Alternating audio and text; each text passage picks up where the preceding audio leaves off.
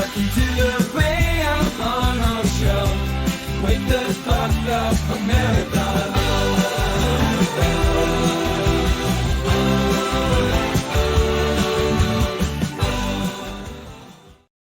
Good morning, good afternoon, good evening, everybody. Welcome to the Ray Amanat Show. Of course, I am your host, Ray Amanat.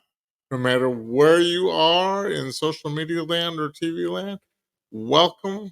And, uh, and this is part two of our interview with Mr. John Graden, which we're going to get to in a little bit.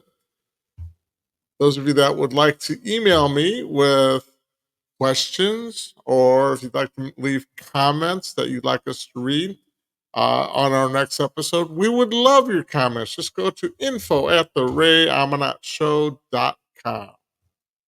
We would love to thank the OBBM network for syndicating our show on obbmnetwork.tv. So if you would like to see us on other platforms like iHeartRadio, you can download on Roku and look up OBBM Network and find our show there.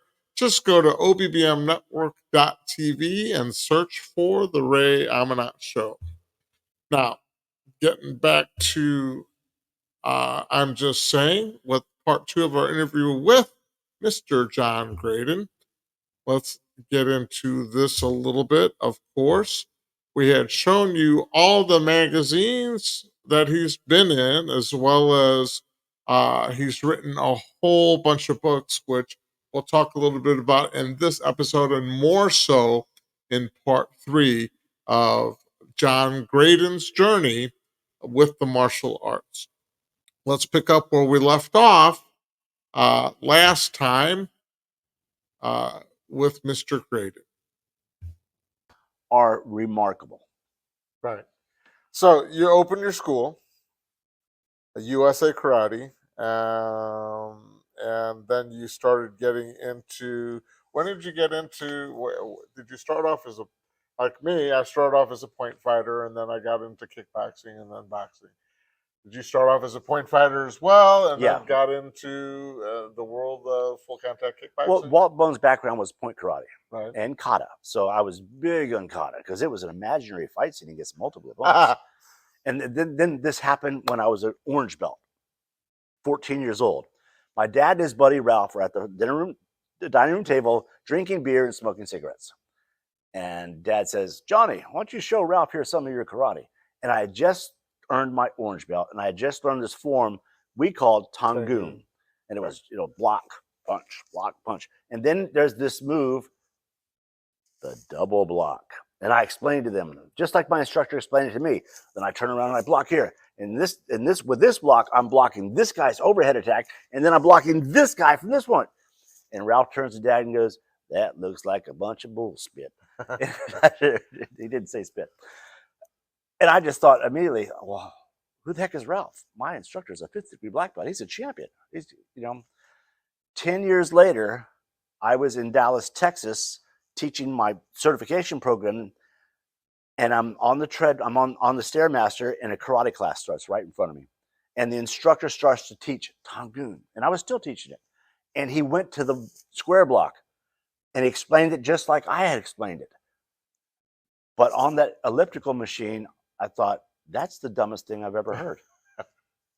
That makes no sense at all. I never taught another traditional class. I want all my previous students to understand this.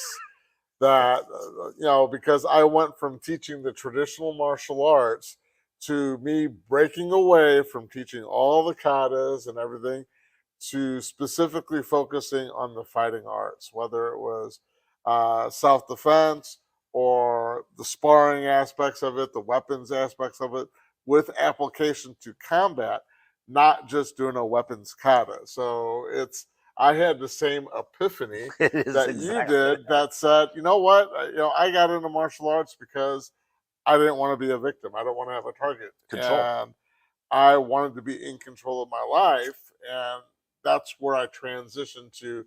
Now I just teach self-defense more than anything. Yeah. So good on you for realizing you that. very much. Oh, it was life changing, and the students loved it as well. I had no. They would, some of them, because the higher ranks would get together on a Saturday and do katas, but the transition was fabulous. The retention went through the roof. Yeah. I mean, there's times I had 52 white belts in class, mostly teenagers and adults.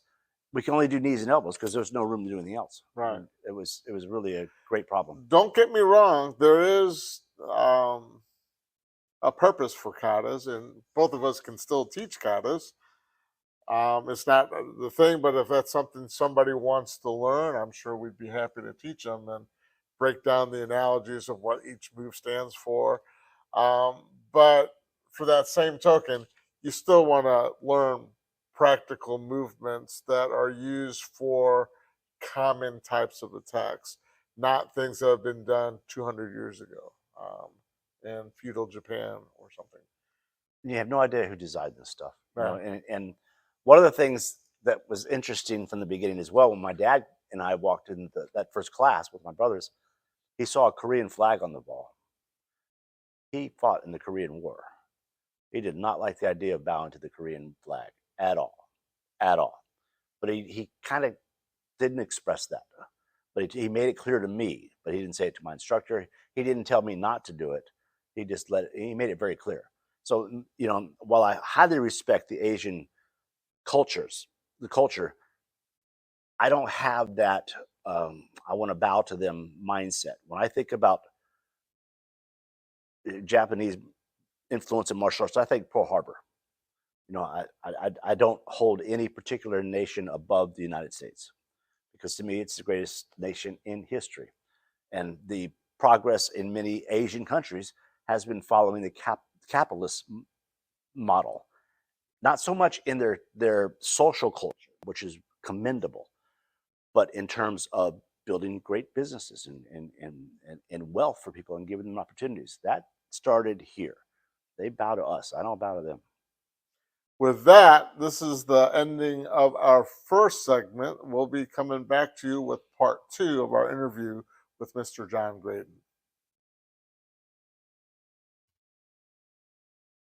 All right. Hopefully, this is part 2. It's just part 1 took so long. So let's continue with part 2. And this is going to get even more interesting. So, those of you that are martial arts fanatics, you've been around or been in the martial arts since the 60s, 70s, 80s, all the Karate Kid movies and things like that. This is a lot of history that we're going to be talking about on this episode. Let's continue with Mr. John Graden. So you went from owning schools, martial arts schools. At what time did you transition to, or did you maintain a school and then start NATMA, or did you transition out and then went into helping schools? After traveling the country and studying the systems of the most successful schools, I wrote a book that kind of compiled it all together after applying it to my own schools. It's called Black Belt Management, and it sold great. Rather than making it into a regular book like a paperback book or a hardback book, I put it into a binder, a 3-ring binder. That meant that rather than getting $10 for a paperback, I could charge $149 because now it's a manual. Right. It's sold by the thousands. So I decided this concept. It's actually genius. The idea of an associate, there was no professional association. The people teaching how to run a school in those days were the billing companies. And there's a lot of great information from these billing companies, and EFC, I think, was the leader at the time. Right. But they always have an agenda of creating programs where the revenue is driven through their billing company. So there was always an underlying process that benefited them. Sometimes, I can't say more so, but if you analyze it, you could realize that you could keep that money in-house and never have to send it off. So that's what the book explained how to do and what I applied. Then I realized there was no professional association for the martial arts business school owners. People have their rank programs, they've got the style programs, the American Taekwondo, and all of those had their own agendas, maintaining the Taekwondo or Shotokan or whatever style that it is. and a lot of homage to Asian culture, Right. which I don't do. So I was working with a billing company in Texas. They kind of took me under their wing in many ways, and they gave me their mailing list. And I put together a box that had a pre-designed ad, profession design. I got a really good art director right out of the gate, who's a great friend of mine to this day. And a newsletter all printed out, everything. So everything ready to reproduce that. So now your marketing materials were world class. They were professionally done. This is not some of the garbage we used to see in those days, but mostly there was a VHS tape in there that had 3 segments: marketing, managing, and teaching. Each one about 20 seconds. And in time, we had the best instructors around the country teaching those segments, Right. including Joe Lewis. It was a massive hit. I mailed out 5,000 of those boxes to that mailing list, and almost 2,000 people schools enrolled at $99 a month.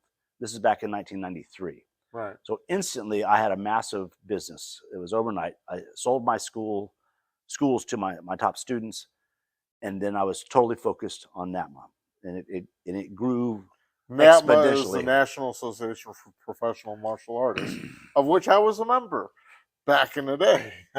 And it's changed hands, and it's kind of in the past. It's now the Martial Arts Teachers Association. At least that's where my focus, providing the same services, are. martialartsteachers.com. Right. And you were also part of the magazine with Mike Anderson at one point? Well, as an editor, he had a magazine. He always does things first class. Always did. This was the first full color martial arts magazine. It's called Fighter Magazine. I was an assistant editor working closely with John Corcoran, who also moved to the area around the same time. So I've got Mike Anderson, the publisher of that first Professional Karate, Joe Lewis, the guy in the back cover, and John Corcoran, who was the editor. All within 10 years came to me. It was just crazy. But the magazine that I started was the first trade journal for the martial arts industry, and that was called Martial Arts Professional Magazine. Right. And I hired John Corcoran to be the editor, and we would feature people and systems and what they're doing, and it was a huge hit. I've got a whole bunch of those in storage somewhere. Yeah, so do a lot of guys. It was full color, and we would ship out 26,000 a month. Right. At no charge. So it was rocking and rolling. Right. This is actually pre-website. There was no websites in 1993, and it wasn't until the mid-90s and later 90s that it was starting to kind of come together, but it wasn't happening then. So this was a lot of this done by hand. I have pictures of my students or my friends or my staff. I mean, boxes up to the ceiling in the whole room to take to the post office and ship that month's out. You know, it was insane. So fast forward, you started, you went from NAPMA to the Martial Arts Teachers Association. You want to tell everyone a little bit about that? Because the evolution of marketing moved online, I took the organization online. I ran into some legal issues with a manufacturer that worked very hard to make it difficult for me to stay in business. So I ended up having to bankrupt NAPMA and then shift. And I shifted online 100% with the Martial Arts Teachers Association. Right. And that was there's a lot of negatives in there, tremendous negatives, from a very aggressive legal attack, to the point where I have post-traumatic stress disorder for the sound of somebody knocking at my door or a doorbell ringing. I hate it on TV. If I hear it, it just goes right through me, because they would hit me with so many demands and legal papers and lawsuits and stuff. It was just endless for 3 years. It was everything. So I had to pretty much liquidate and go into bankruptcy and let them take the company over. And that allowed me to move online. So I was completely severed from NAPMA, and things have been great. Moving online was it fit me perfectly. Well, I mean, even with COVID, people finding out that Zoom can replace, and I can just work from home, and from here you see me dress business, and then if I stood up, then you'll see me in my underwear. But but for the most part, people are seeing that I can do things from home. I can learn from home. The only thing that I found as far as online is when COVID did happen, I tried to offer my services through Zoom, and if you didn't have a partner to do self defense with, That makes it hard. you can't do anything. I mean, yes, I can teach a kata. Yes, I can teach different weapons applications and Situational stuff. awareness and that kind of stuff. Yeah. But when it comes to actually, okay, get your partner and do this, it was hard to do, and that's one of the reasons, because people are always asking me, Ray, why don't you do videos? Ray, why don't you do more Zoom? Ray, why? Because if you don't have a partner, and for me, the liability aspects of, if I can't see if you're doing something right or wrong, and you do it wrong and your partner gets injured, am I liable? Can I get sued? Am I? So from a liability perspective, I prefer teaching in person, so I can have a better control of making sure you're doing it a way that's not going to be harmful to yourself or your partner, if that makes sense. It sure does. But you went, so you went to online courses for teaching more than anything, or was it? What used to come to you in a box was now available to you online. Right. Videos, ads, audios, seminars, articles, business plans, marketing plans. And to this day, it grows constantly because it has to be updated with the newest technology. Right now, we're AI. moving into the AI world, which is fascinating but scary as heck. Yeah. I mean, it's, AI is going to replace a lot of people. As a writer, you don't have. I don't think you have a future, and I can see it taking Hollywood over, because it's going to be so hard to detect whether that's a computer generated image or not. Right. You can have this person do anything, and it's going to be it's crazy times. I had lunch with an old friend of mine. We came up through the ranks together and all that stuff way back when, and he was saying, I'm kind of happy that we're at the last end, the final decade or two, because what's happening in the world right now is just scary as heck. It is unbelievably terrifying. Yeah. So 2008, Joe Louis nominated you for the Martial Arts Hall of Fame. Was that you and your brother Jim, or just you? No, because it wasn't. According to Joe Louis, my brothers and I are the only 3 world champion kickboxers, our siblings. But it had nothing to do with because every year there's a new world champion. It had to do with the influence I had on the martial arts industry from the MATA perspective. I created the first professional association for martial arts school owners, the first trade journal for martial arts school owners, the first widely attended and beloved conference here in Clearwater Beach. That was a blast. And the most respected instructor certification program that's ever happened. Over 6,000 graduates in the first class for this thing. I created this with John Corcoran in the mid 80s, 90s. And rather than saying, okay, I'm going to sit down and write down everything I know about teaching, what we did is we recruited academics that were experts in psychology, child psychology, communication, pedagogy, kinesiology, leadership, communication skills, who were also black belts, who were also instructors. So they could explain that when you're teaching this lesson, back fist side kick, here's how you say the words to an adult. This is how you dumb it down, or not dumb it down. You make it easy to understand for teens and all the way down. And then they would have every chapter the notations, the citations, saying that this is the result of all these different studies. This is not this person saying it. This is cited by the experts. So you were taking black belts that were professionals in other industries and having them apply that profession to explaining and breaking down martial arts on a whole nother level. And it was, I mean, it was so out of the gate good. Even though Arnold Schwarzenegger endorsed it, that the Cooper Institute of Aerobic Studies in Dallas, Texas, which is one of the most renowned fitness research organizations in the world, contacted us. They wanted to put it in their catalog, and they wanted us to teach it on their campus.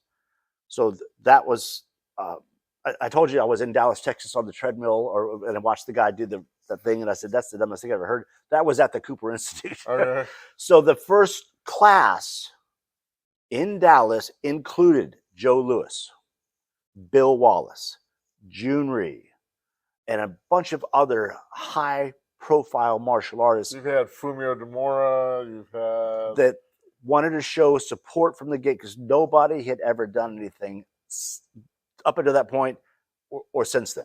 And June Rhee was blown away. He just said, "I've never seen anybody do this before. This is very smart." So it was a huge hit.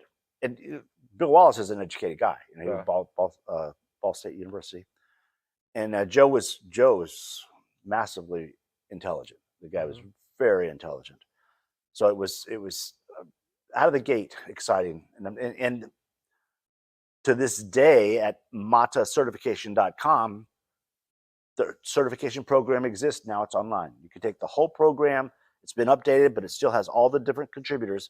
You can do the whole thing online. So how can people find that? matacertification.com. MATA? Yes, MATA. Like kata, only with an M. Yes, exactly. And you can enroll online. You can take the course online. If you have questions, you can contact us. And at the end, when you graduate, you get a beautiful physical certificate along with a bunch of other goodies that we put in there. And I'll have more information on that at the end of the show as well.